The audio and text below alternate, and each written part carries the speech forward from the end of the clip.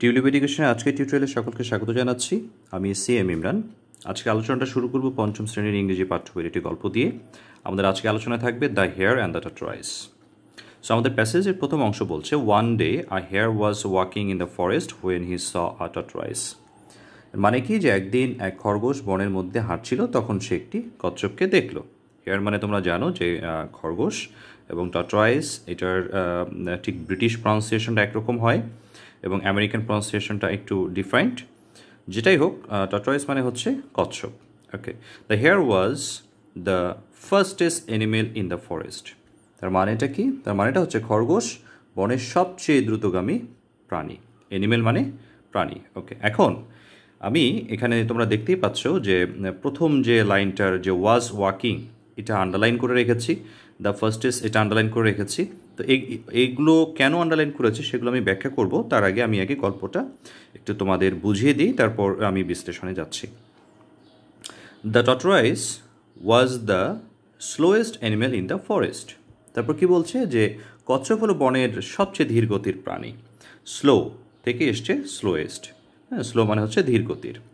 The hare called out to the tortoise. আমাদের সেন্টেন্সটা শেষ হয়নি, হ্যাঁ, কমা, তারপর কি বলছে, এটা হচ্ছে inverted comma. Hurry up, you are so slow, can't you walk faster, can't you run. প্রশ্ন করছে, কে প্রশ্ন করছে? যে হেয়ার প্রশ্ন করছে, অর্থাৎ খরগোশ প্রশ্ন করছে।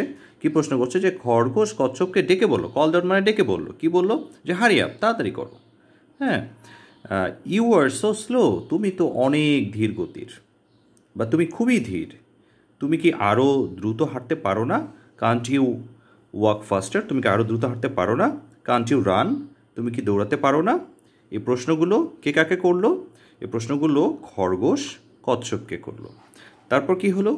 The tortoise felt angry and said to the hare, why don't we have a race? Maybe I can win.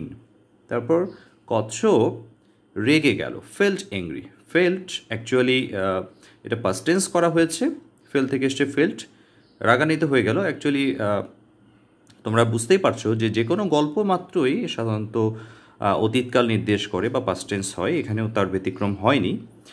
এখানকার যে ভার্বগুলো সেগুলো সবগুলোই পাস্ট টেন্সে রয়েছে। So the tortoise felt angry, সে খুব রাগান্বিত হলো বা রাগান্বিত বোধ করলো। অ্যান্ড সেই টু দ্য হেয়ার, খরগোশকে বলল, why don't we have a race. কি বললো সে? সে একটা খরগোশকে একটা প্রস্তাব দিল। প্রস্তাবটা হচ্ছে যে কেন আমরা একটা দৌড় প্রতিযোগিতা করছি না? মেবি আই ক্যান উইন, হতে পারে যে আমি জয়লাভ করতে পারি। তখন কি হলো? The hare laughed and laughed, খরগোশ কী করলো? হাসলো এবং হাসলো, মানে বারবার করে সে হাসলো। শিওর আই উইল উইন, আমি নিশ্চিতভাবে জিতব, বা নিশ্চিত আমি জিতব। কে জিতবে? এখানে কিন্তু মানে খরগোশ নিজের কথা বলছে যে সে নিজে জিতবে। দ্য হেয়ার সেইড, হ্যাঁ, পরে কিন্তু বলেছে দ্য হেয়ার সেইড, খরগোশের কথাটা পরে বলেছে। আসলে খরগোশ প্রথমে বলছে যে sure I will win, the hare said মানে খরগোশ বলল যে আমি নিশ্চিত জিতব, কিন্তু খরগোশের কথাটা পরে লেখা আছে, ঠিক আছে? Okay, they agreed to start next to a big tree and finish at the river. তারা সম্মত হলো। এগ্রি থেকে এসছে এগ্রিড, এগ্রি মানে অ্যাকচুয়ালি সম্মত হওয়া। তারা কিসে সম্মত হলো? যে তারা কি করবে? Start next to a big tree, একটা বড় গাছের পাশ থেকে তারা শুরু করবে তাদের যে দৌড় প্রতিযোগিতা সেটা শুরু করবে।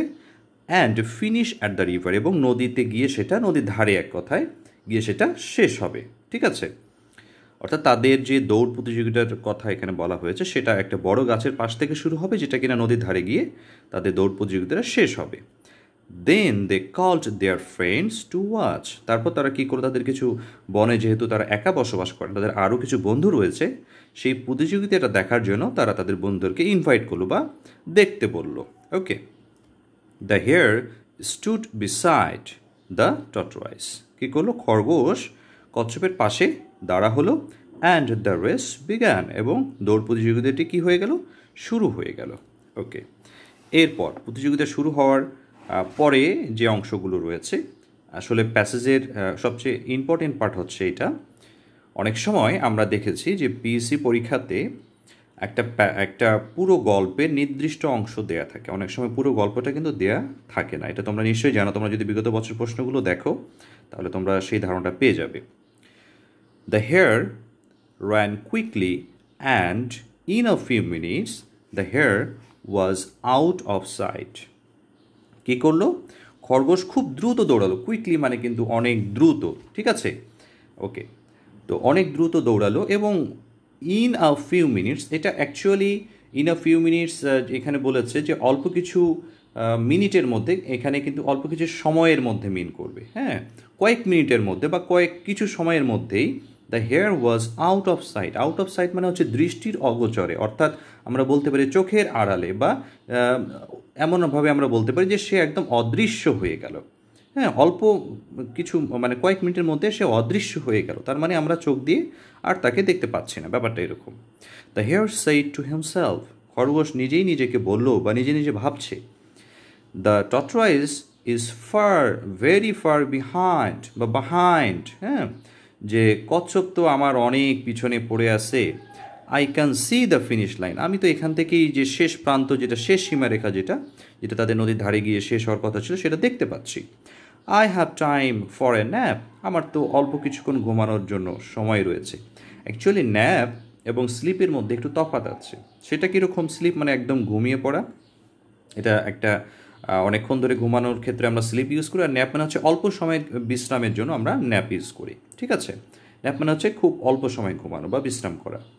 সুন the hare was asleep under a tree next to the path, খুব শীঘ্রই বা খুব দ্রুতই দ্য হেয়ার ওয়াজ অ্যাসলিপ, সে ঘুমিয়ে পড়লো। আন্ডার আ ট্রি, একটা গাছের নিচে, নেক্সট টু দ্য পথ, পথ মানে কিন্তু রাস্তা, রাস্তার পাশে একটা গাছের নিচে সে শীঘ্রই ঘুমিয়ে পড়লো, যেটা কিন্তু একটা ছবির মধ্যে দিয়ে বোঝানো হয়েছে। এটা সেই পথ এবং এটা সেই গাছ, এবং তার পাশেই কী করছে? খরগোশ ঘুমিয়ে পড়েছে। এরপরে অংশ কি বলছে? The tortoise walked steadily on and on, হ্যাঁ, কচ্ছপটি কী করছে? ধীর গতিতে একটানা হেঁটেই চললো। স্টিডিলি মানে কিন্তু ধীর গতিতে, অন অ্যান্ড অন মানে একটানা চলা, ঠিক আছে? তার মানে অন অ্যান্ড অন এটা তখনই ব্যবহার হয় যখন একটা লম্বা দূরত্ব বোঝানো হয়, একটু খুব একটা বড় দূরত্ব, তখন অন অ্যান্ড অন মানে হেঁটেই চললো, ঠিক আছে? হি ডিড নট স্টপ, সে কিন্তু একবারের জন্য থামে নাই। এখানে হি ডিড নট স্টপ বলতে কাকে বোঝানো হচ্ছে? এখানে অবশ্যই কচ্ছপকে বোঝানো হচ্ছে। সুন হি পাস্ট দ্য স্লিপিং হেয়ার, শীঘ্রই বা খুব দ্রুতই সে কী করলো? যে ঘুমন্ত যে খরগোশটা রয়েছে তাকে ক্রস করলো। পাস্ট মানে হচ্ছে অতিক্রম করলো। আমরা দেখতে পাচ্ছি ছবির মধ্যে ঠিক কচ্ছপটা ঘুমন্ত খরগোশের কাছাকাছি চলে এসেছে এবং সে তাকে ক্রস করে বা পাস করে বা অতিক্রম করে যাচ্ছে। The hare slept for an hour, এই খরগোশটি কতক্ষণ ঘুমালো? 1 ঘন্টার জন্য। মনে রাখতে হবে এটার উচ্চারণ হাওয়ার হয় না, এটা উচ্চারণ হচ্ছে আওয়ার। এখানে এইচের উচ্চারণটা অ্যাকচুয়ালি উজ্জ্ব থাকে, এইচের উচ্চারণটা হয় না, কেমন? এবং এখানে আমরা বুঝতে পারছি আর্টিকেল অ্যান ইউজ হয়েছে যখন এইচ এর উচ্চারণ ওয়াই এর মতো হয়, অনার, আওয়ার, অনারেবল, তখন তার সামনে অ্যান, আর্টিকেল অ্যান ইউজ করতে হয়, সেখানে এ ইউজ হয় না। তো 1 ঘন্টার জন্য সে ঘুমালো। ওয়েন হি ফাইনালি ওকা, যখন সে শেষ পর্যন্ত যখন সে জেগে উঠল, he looked at the finish line, সে শেষ প্রান্তরেখাটার দিকে কী করলো? তাকালো। Okay, he could not believe his eyes, সে তার নিজের চোখকে বা নিজের দৃষ্টিকে বিশ্বাস করতে পারলো না। কেন বিশ্বাস করতে পারলো না তোমরা নিশ্চয়ই বুঝতে পেরেছো। তার কারণ হচ্ছে অলরেডি কচ্ছপ সেই ফিনিশিং লাইনের কাছাকাছি চলে গেছে, সে তো এতক্ষণ ঘুমিয়েছিল, যার কারণে সে তার চোখকে বা দৃষ্টিকে বিশ্বাস করতে পারছিল না। Tortoise was almost at the finish line, কচ্ছপটা শেষ প্রান্তরেখার বা শেষ সীমারেখার অলমোস্ট মানে একদম খুবই কাছাকাছি। The hare ran as fast as he could, তারপর খরগোশটা কী করলো? সে যত দ্রুত সম্ভব বা সে যত দ্রুত পারে তত দ্রুতই সে দৌড়ালো। But it was too late, কিন্তু এটা খুব দেরি হয়ে গেছে। ইট ওয়াজ টু লেট, ততক্ষণে অনেক দেরি হয়ে গেছে। লেট মানে দেরি, okay. The tortoise crossed the finish line and won the competition, কচ্ছপটা কী করলো, ক্রস করলো, অর্থাৎ অতিক্রম করলো, শেষ সীমারেখাটা অতিক্রম করলো, যেটা কিনা দৌড় প্রতিযোগিতার যে শেষ সীমারেখাটা থাকে সেটা অতিক্রম করলো, অ্যান্ড ওন দ্য কম্পিটিশন, এবং সে প্রতিযোগিতাটা কী করলো, জিতে গেল। The hare was furious, furious মানে হচ্ছে ক্ষিপ্র বা ক্ষিপ্ত, হ্যাঁ, খরগোশ কী করলো, ক্ষিপ্ত হয়ে গেল, ঠিক আছে। ওয়াজ ফিউরিয়াস খুবই ক্ষিপ্ত ছিল, যেহেতু পাস্ট টেন্সে বলেছে আমরা ছিল বলতে পারি। The tortoise looked back at the hare and স্মাইলড।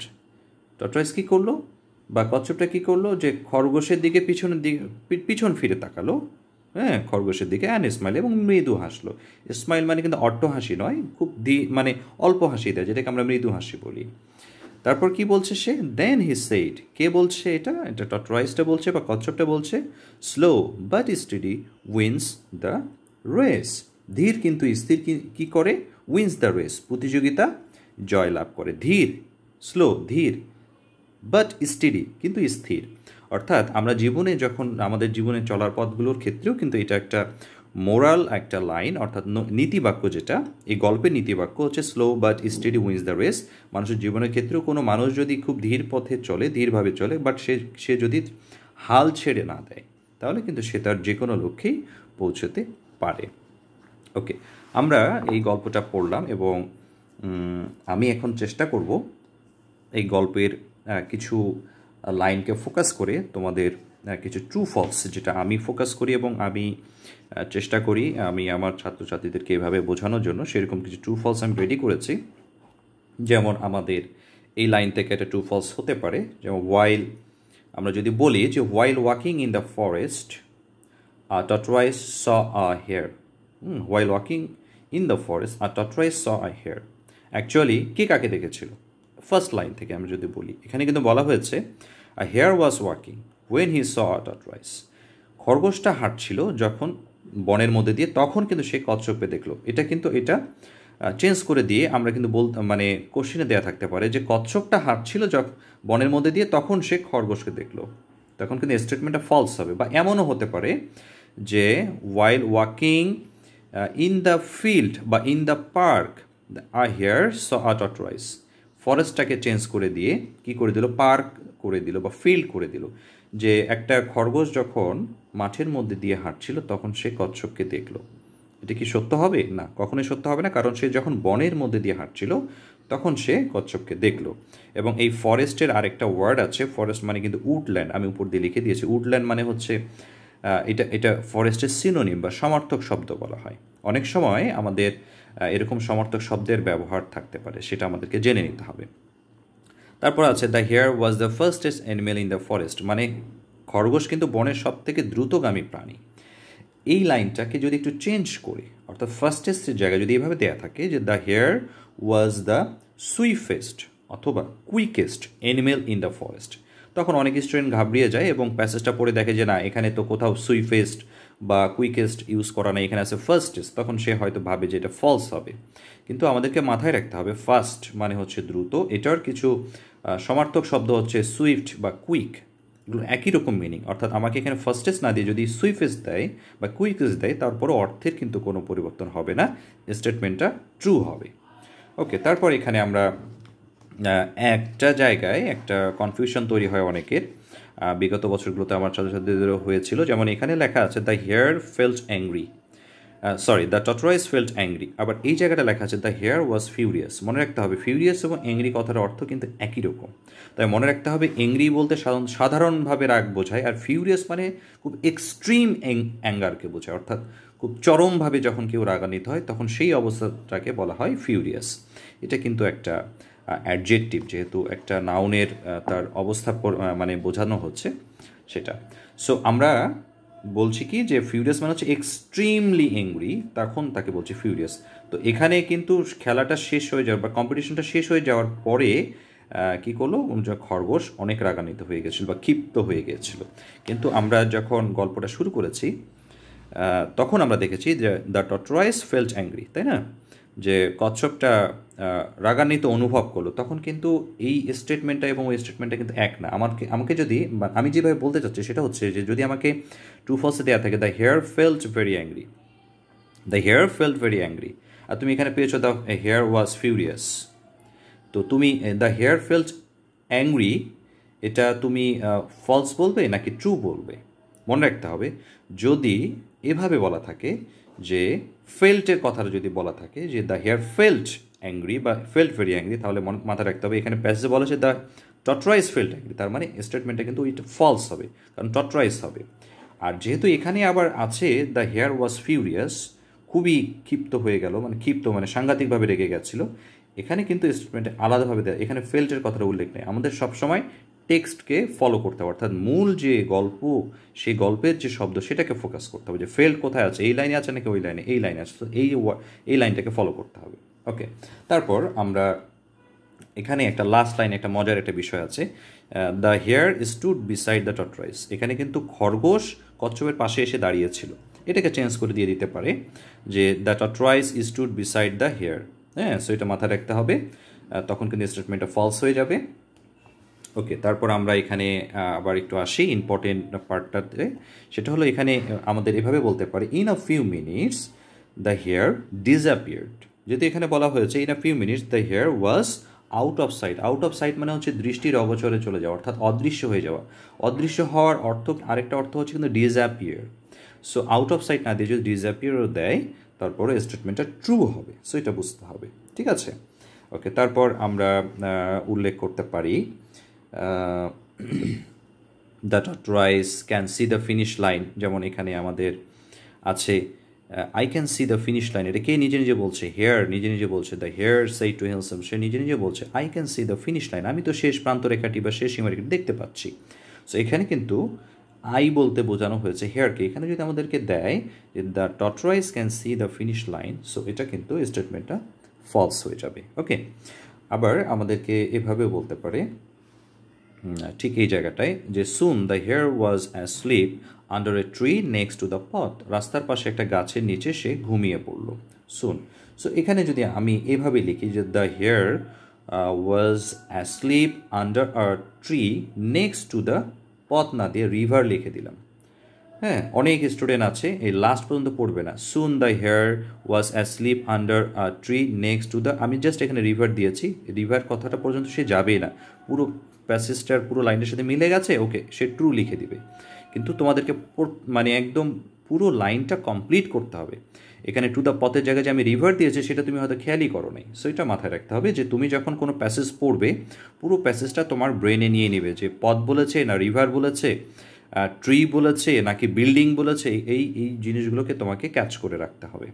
আর আমি বলেছি পথ মানে কিন্তু রাস্তা, যেটাকে আমরা ট্র্যাক বলতে পারি, লেন বলতে পারি বা প্যাসেজ বলতে পারি। ওকে, ওকে, ফাইন।